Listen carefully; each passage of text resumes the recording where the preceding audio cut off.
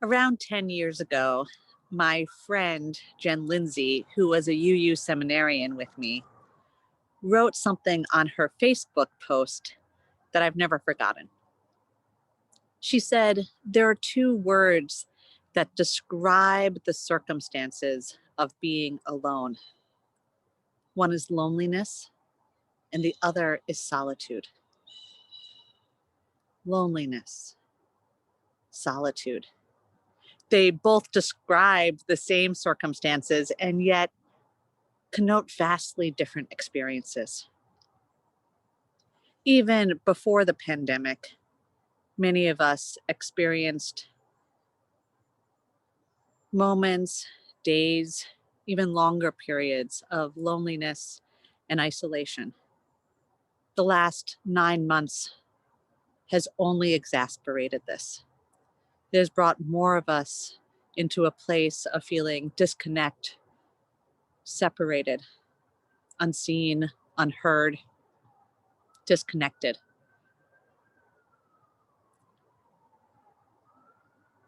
How can we transform our experiences of isolation into experiences of solitude?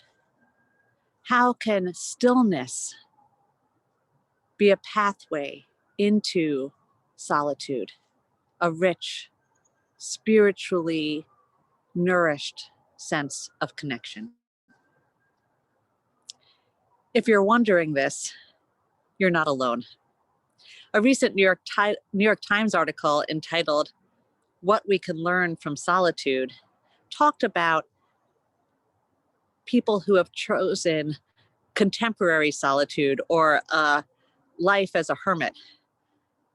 And there's actually, and I find this just delightful, there's actually even an association of sorts of hermits.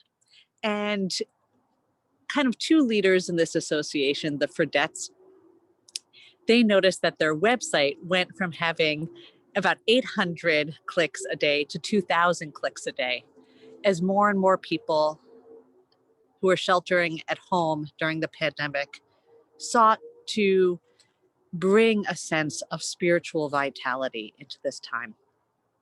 Here are some insights that a still life, a life of simplicity, silence, and prayer, a life of contemplation and even solitude can offer to us.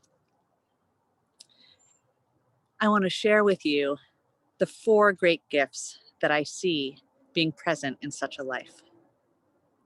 The first one is self-awareness.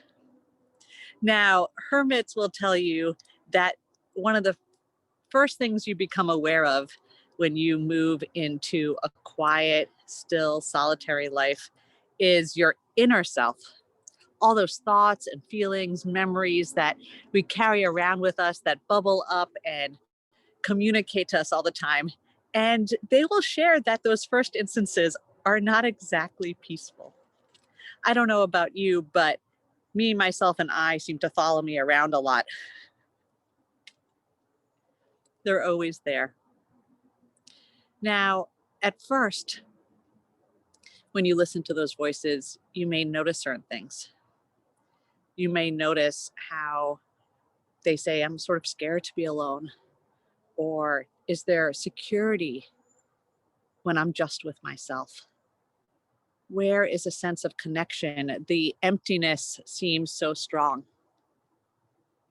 Those voices might tell you directly or indirectly, I don't really know what self-care looks like. I don't really know how to rejuvenate my body and my spirit. But as you begin to know oneself fully, one inner self fully, most hermits, most people engaging in a contemplative life, discover what is that real first gift, self-love that accompanies self-awareness. You begin to have a sense of compassion and empathy for who you are and what you have experienced in life. And more, that deep sense of love and compassion and empathy shifts something. As one hermit in South Asia mentioned, he began to notice that he had all that he desired. And so no longer started to fill that desire with outside things. This Christmas season, don't we wish to be so full of love that we don't need to fill our lives with outside things? The second gift is a gift that derives right from that first gift of self-love. It's this: when you truly have love for yourself and you've truly accepted what it means to be a human being, then it generates an understanding of and a compassion for the human condition. In short, you begin to offer compassion and love and empathy to others. Now, I thought about telling you a story of the great Thich Nhat Hanh, the sort of founder of the engaged Buddhism movement, and how he, through a life of contemplation, developed an openness and compassion to the French and American soldiers who invaded his native Vietnam. But I don't want you to think that this is only something that the greats can achieve. In fact, I found an even better example in a local man, Dave Heartless. Now, Dave Heartless's name is so ironic because he's anything but heartless. In fact, he's so heartful. He is a man who is incarcerated in the Jessup Correctional Facility here in Maryland, and I got to know him as an intern at UUCA. Through us and in his own life, he engaged in many mindfulness practices: Qigong, yoga, our stress management class, our nonviolent communication class, prayer, contemplation, stillness. And during that year, in June, near the end of my internship, my mother passed away. And my grief was so large and would press upon my chest. And there were times that I lost my voice and my ability to comfortably breathe. But I also was trying to be the best intern I could. And I continued to go to the Thursday night sessions at Jessup with our volunteers. And during the check-in, I shared that my mother had passed. And if I seemed a little disconnected, or if you were wondering about an expression in my face, it might be because I was just processing or in a moment of grief. During some individual conversation time, Dave pulled me out into the hallway, and he was lovingly direct with me that while he and the men so deeply appreciated the consistency in which we at UUCA showed up to be in community with them, that he urged me to take some silent and still time to be present to my grief, to not hide it away, not put it off to the side, not lock it in a box, but to be present. Dave Heartless has lost so much time with his family, his freedom, and coming from a place of deep loss, he knew what it looked like to need to process loss. His compassion for me and his willingness to show up and encourage me to have what I needed was unmatched, except perhaps by my spouse, Kent. And so when the time came that he was filing an appeal and needed some money for his legal fund, I gave him and his volunteer team $5,000 from my mother's inheritance as the best way to honor her and how he had shown up for me. his appeal failed in the fact that it didn't get that desired outcome of his release, but its impact of love was just as strong. The third gift is perhaps the one that's clearest for those who choose a hermetic life. And that is an awareness that perhaps our primary connection is not with other human beings, but with nature itself.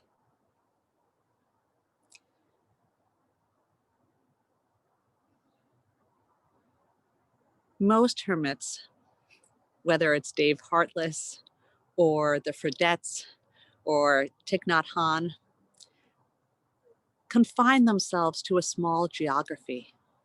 They move about that small section of earth with intention and awareness. And as they do, they see the beauty of the world and how its beauty and sacredness invokes a sacredness within ourselves. Now, you might say, sacredness. What is sacredness? Traditionally, it means from the hand of God, but we could understand that we could understand the sacred as that which we give our highest respect to. Perhaps, for example, we consider our own human dignity and the human dignity of others to be sacred. Perhaps the sacred is that which we consider so precious. Perhaps the sacred we could consider as something so precious it should never be taken for granted, like the beauty and necessity of our ecosystems. When we know the sacred, we must save the sacred. A great example of this is a man, another hermit, whose name is Charles Brandt. And he is known as the hermit of Vancouver Island. He has lived out there alone on a small little, I think, Oyster Island, which is right by Vancouver Island out in Canada, Western Canada. And he's lived there mostly alone for over 50 years. He's 97 now. And Charles Brandt not only is a Catholic priest and perhaps the first Catholic priest ordained into a hermetic life in 200 years, he's also a spiritual writer, an ecologist, one of the four parents of ecotheology. And while he was living there, he began to notice something. He lived by the Solemn River. And this river, the Solemn River, had become deeply contaminated in the 60s by nearby copper mines. It's a natural salmon run, but by 1983, there were only eight salmon that were able to be counted in the survey.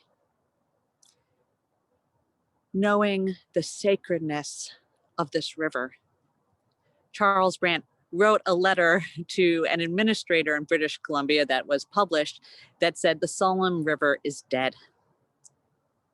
This letter was so full of information, so value informed, so spiritually grounded, that it sparked a revolution. More people began to chime in, meetings were held, funding was obtained, and by 2016, there were 130,000 salmon back in the Solemn River. When we think, is contemplation important? Is slowing down important? Is silence and prayer important? We might discover that they're in fact the most important things of all. Silence, prayer, contemplation, because it is those things that allow us to fully be in communion with the sacred. And in that, the fourth gift arrives, a purpose to serve the sacred, to protect the precious, to hold up what we regard with deepest respect. My dear ones, may you engage in mindfulness. May you recognize that mindfulness is not something to squeeze into your schedule, but something that is abundantly available to you. Everything you do can be done with a mindful intention. Every word you utter can be grounded in contemplation. As you move upon the earth, you could consider your footsteps a type of prayer. When you do this, I hope that you discover the gifts of self-awareness and self-love, compassion and understanding for other people, a great connection to this earth that is the grounding force and spiritual source of us all, and that you may find a great purpose to serve the sacred. May you do so. May you do so.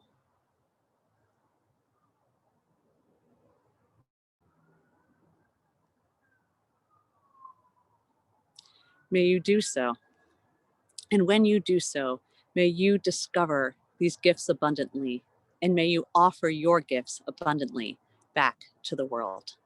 Amen.